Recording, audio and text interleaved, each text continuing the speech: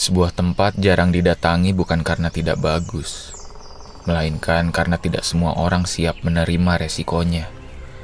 Gunung tidak pernah bermaksud menyulitkan. Gunung hanya sedang menguji niat tentang bagaimana kita tetap melangkah, kendati tertusuk ragu, dan tetap berjuang walau tubuh remuk.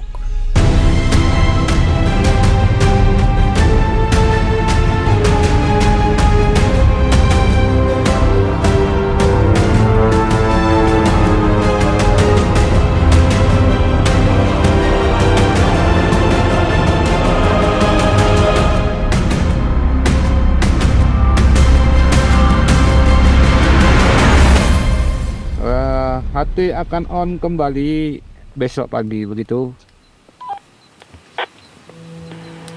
Oke, standby. Malam berlalu tenang tanpa ada suara apapun selain kami. Tidak ada hewan, tidak ada angin. Kalaupun terdengar sesuatu di kejauhan, hanyalah suara motor ojek yang mengantar pendaki di area Gunung Raung. Walau lokasinya tidak sedekat itu, tapi suara motor begitu keras hingga menembus kesunyian. Di antara perbincangan, Septian memberanikan diri untuk bercerita perihal kenapa dia dan Cak Nyong dulu gagal menggapai puncak Gunung Suket. 2015, Mas. 2016. Berapa orang tuh? Kita 21 orang, Mas. 21. Kebayang kalau jalur yang kemarin. Tapi kalau sebelumnya nggak kayak gini ya jalurnya? Nggak terlalu, tapi kita masih bikin jalur lagi bawa ini, Mas, orang-orang lokal waktu itu. Ada kejadian apa tuh? Waduh, ini nggak apa-apa di sini, Mas. Oh, nggak apa-apa. Kan ya? Izin, dulu yang permisi, ya, kita mohon izin ya. ngobrol-ngobrol. Terusnya nggak mau cerita lagi sebenarnya sih, Mas, ya. Oh, Tapi nggak apa-apa ya. Waktu itu ya, Mas, ya, pendakian tuh kita bisa jadi 3 rombongan, Bay. Nah, rombongan yang depan yang dibawa Mas Nyong ini, Mas, ya, salah satunya tuh tiba-tiba berhenti kan, Mas, ya. Nah, di jalur dia udah ini gak inget siapa dirinya gitu, Mas. tapi tim pendakian itu ya? Iya, tim pendakian kita waktu itu gak ada tim lain, Mas. Diajak naik ya, Mas, dia gak mau. Dia maunya ke sana ke arah jurang dia maunya. Terus dalam perjalanan, Mas. dalam perjalanan dia tiba-tiba udah duduk di semak-semak itu sendiri dia waktu itu. Serupan lah mungkin ya, Mas, ya. Pandangannya tuh udah beda. Terus ngajak ke jurang, bilang apalah raja-raja kayak gitu tuh, Mas, waktu itu. Percaya gak percaya sih, Mas, ya, itu mungkin karena capek atau apa ya, gak ngerti. Kita rembukan, ternyata kecilnya harus turun waktu itu, Mas. Semua? Semua. Pertanda kami juga harus berusaha tidur. Esok perjalanan akan jauh lebih berat. Semoga kami lebih kuat menghadapi semak belukar yang dengan mudahnya menyesatkan manusia.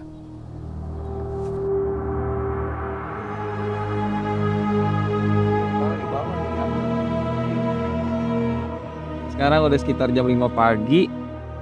Ya baru pas akan mulai masak-masak lalu berangkat secepat kita bisa lah. Udara cukup dingin, malam banyak bangun karena ya dingin itu sendiri. Akhirnya cari kaos kaki baru untuk menyelimuti kaki. Tatkala pagi datang, cakrawala memberikan pertunjukan fajar. Langit menguning, mentari lamat-lamat naik ke angkasa, menghiasi pegunungan yang mengelilingi kami. Gunung Raung menyapa di kejauhan, sementara Ijen tak mau kalah. Mereka bertanding dalam keindahan, dan kami para penonton takkan mampu menilai mana yang lebih baik. Semua ciptaan Tuhan pasti memiliki kebaikan.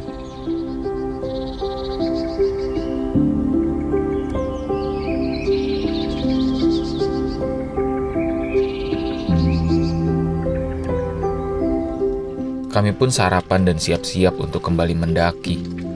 Kali ini tidak perlu menggendong tas carrier, cukup bawa tas kecil untuk summit saja.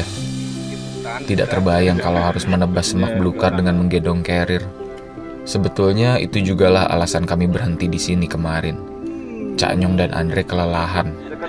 Di antara obrolan, kami sempat membahas pendaki senior yang identik dengan flanel. Kemarin tuh banyak yang membahas soal pendaki senior pakai flanel. Karena mungkin kita tuh seharusnya sekarang tuh sudah harusnya berhenti menilai pendaki itu cuma dari penampilan, tapi harus mulai menilai dari fungsi. Coba kalau bayangkan ya, pendaki sesenior apapun, tapi ke Gunung Salju pakai flanel. Apa nggak hipo dia? Atau ada pendaki sekarang pakai goldcore, tapi dia cuma ke gunung yang 1000-an mdpl misalkan, kan jadinya over. Jadi kita memang sudah seharusnya berhenti menilai sesuatu tuh, apalagi dunia pendakian cuma dari setelan. Karena ada yang lebih penting dari itu, yaitu fungsi. Kalau nggak sesuai fungsi, sebagus apapun alat yang kamu pakai, semahal apapun alat yang kamu pakai, percuma.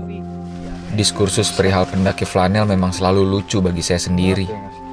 Stigma bahwa pendaki senior memakai flanel adalah hal yang konyol dan perlu diluruskan.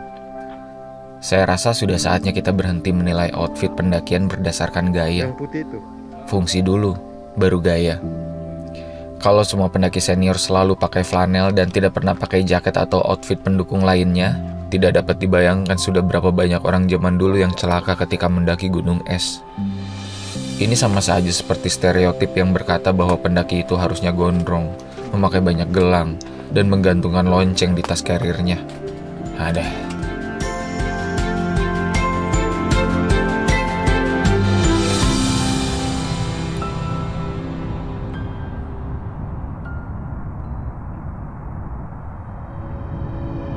Rombongan mulai berjalan pada sekitar 7:30 pagi.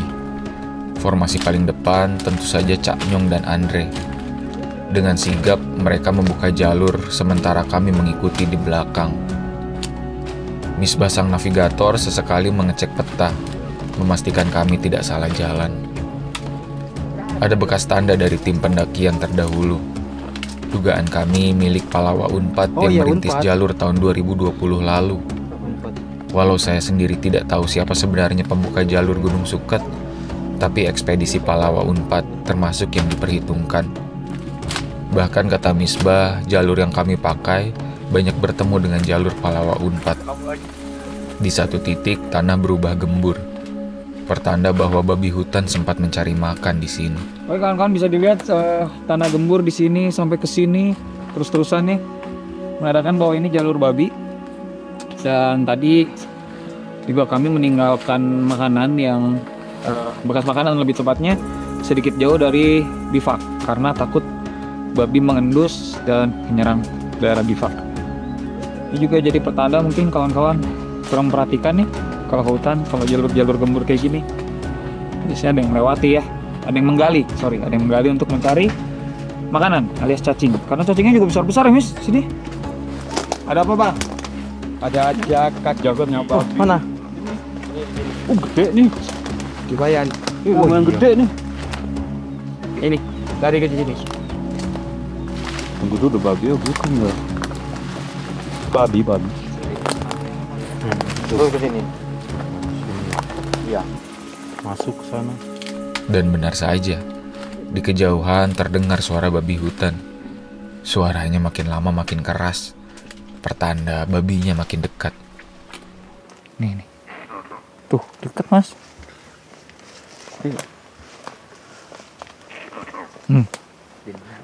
Enggak, di bukan sebelah.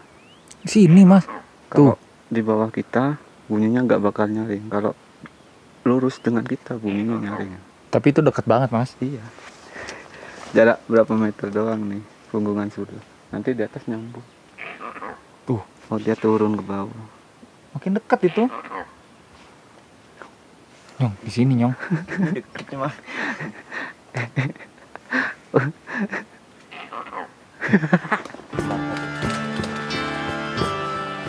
Kami mempercepat langkah, meskipun tentu saja tidak bisa betul-betul cepat.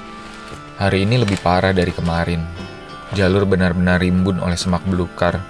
Tidak seperti alang-alang biasa yang bisa diterobos, semak belukar tidak bisa ditembus kecuali kami membuat jalur. Tim terus-menerus menunduk dan merangkak melewati lorong gelap. Di antara segala kerumitan muncul satu masalah baru.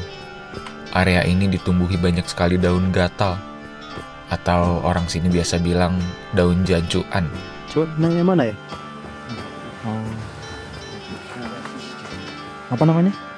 Jancuan. Ya, kalau kita nyebutnya gitu. Banyak itu. Udah kayak kebun ya. Sekali kena kulit, rasanya seperti tersetrum. Gatal sekali.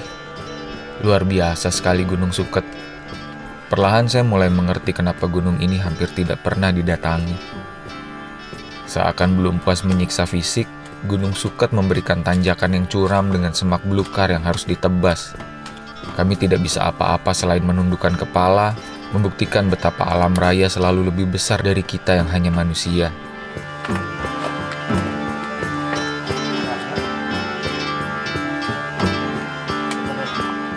Rombongan berhenti sejenak untuk menghela napas. Saya sendiri permisi buang air besar. Membawa parang dan tisu, mencari tempat paling aman untuk menyumbang pupuk. Jangan pernah menahan buang air besar ketika di dalam hutan. Efek jangka panjangnya berbahaya. Kalau harus keluar ya keluarkan. Bukankah sudah cukup kita menahan perasaan? Tidak perlu ditambah dengan menahan isi perut. Kemudian beberapa orang masih bertanya pertanyaan lucu. Bagaimana caranya buang air besar di hutan? Ya sama saja dengan ketika di kota. Buka celana, keluarkan. Masa celananya nggak dibuka? Ada-ada saja. Oh, kita. Lebih sakit mana sama ini, Mas Nyong? Sama kena daun ini. Lebih sakit ditinggal nikah. Iya sih sebetulnya ya. Bekasnya itu loh, Mas Nyong. Tapi sekarang udah nggak ada. Nggak ada udah sekarang. Sakitnya udah. Perihnya itu loh masih ada sampai sekarang. Dikit. Wheel drive. BTW untuk kawan-kawan yang kerap menonton ekspedisi kami sambil makan, harus siap ya dengan segala temuan di dalam hutan termasuk kotoran hewan. Ya memang apalagi yang diharapkan ditemukan dalam hutan. Misbah yang gatal dengan lambatnya waktu tempuh kami beberapa jam terakhir memutuskan untuk menggantikan peranan Andre. Dia menemani Cak Nyong menebas jalur. Peranan juru kamera diserahkan pada saya untuk sementara. Kami terus menyusuri setapak yang baru tercipta hingga kemudian tiba di jalur yang lebih terbuka. Jurang di sisi kiri dan kanan diselimuti kabut yang kembali datang menggantikan hari yang cerah. Trek makin terjal, menggerogoti kekuatan kaki. Kendati jalur sudah lebih terbuka dibandingkan sebelumnya, langkah melambat. Kami kelelahan. Misbah pun kembali menjadi juru kamera sembari sesekali melihat peta. Jadi tadi ternyata setelah jalur yang nyungsep merunduk, kita dihadapkan dengan jalur yang terjal. Tadi sempat Misbah yang di depan bareng Cak Nyong menebas sat-sat, tapi tadi udah cukup terbuka ya, vegetasi tidak serapat sebelumnya. Cuma tantangan berbedanya adalah langsung curam, langsung keringetan.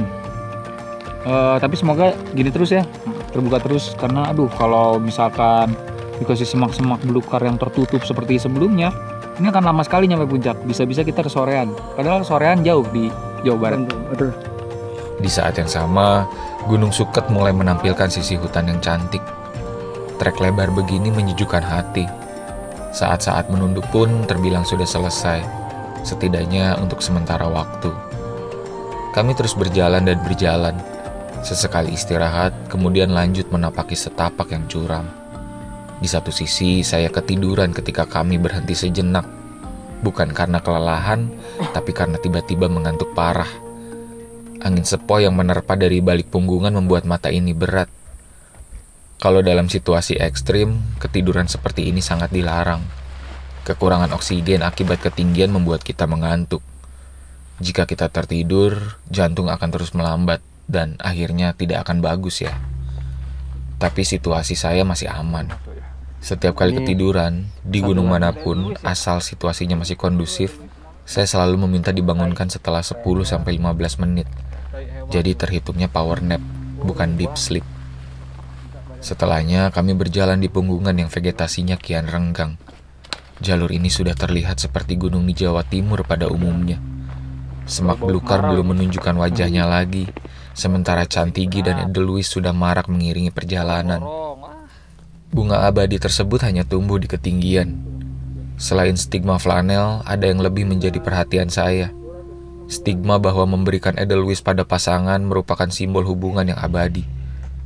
Edelweiss yang tumbuh alami dalam hutan tidak boleh dipetik. Biarkan dia tumbuh dan bermekaran di gunung-gunung, bukan menjadi mumi di dompetmu. Di jalur yang curam kita menemukan tanaman Edelweiss banyak sekali. tidak ada pemetik-pemetik liar di sini, bagus, dan tetap harus dijaga seperti itu. Karena meskipun namanya bunga abadi, ketika dia mati, jasadnya saja yang abadi, hatinya tidak. Lebih baik tetapkan di alam sebagaimana mestinya. Meskipun dia mati dengan seharusnya, tidak di tangan pendaki.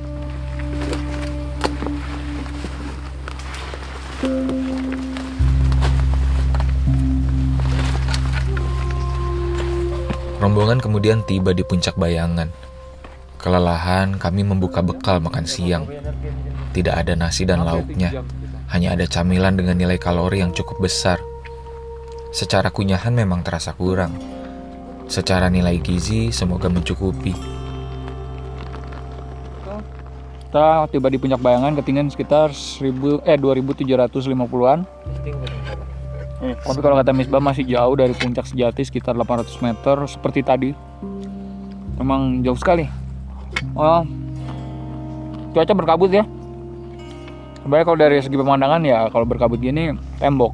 Tapi dari stamina justru memperkuat langkah karena nggak gerah. Kalau panas kebayang ya, dari tadi banyak kebuka Mis. Oh, apalagi yang nebas. Udah tuh pasti langsung overheat.